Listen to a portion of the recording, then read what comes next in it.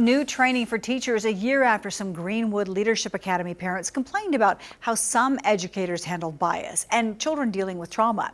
2 Works For You's Tatiana Taylor outlines how the 12-hour training plans to help teachers connect with the children they're leading.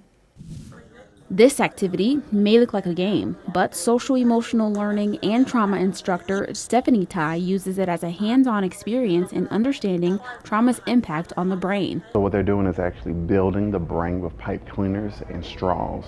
And so negative influences weaken the architecture, and the positive experiences strengthen the architecture.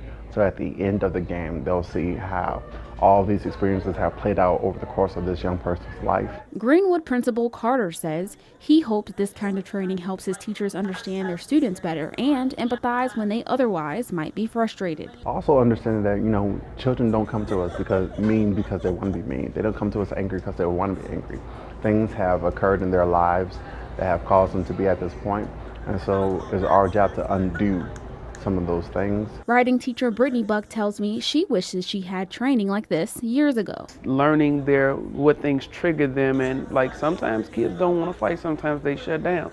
So knowing the different spaces that kids can be in, once we point it out, we can even talk and begin to teach the kids. Ms. Buck tells me she's dealt with troublesome children in the classroom in the past, but she says until you know what's going on at home or how to deal with the trauma, it's hard to help.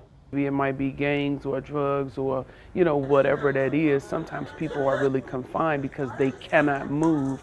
So when you learn things like that and you have this kind of teaching, it makes you look at the community around us differently. Reporting in Tulsa, Tatiana Taylor, 2 Works For You.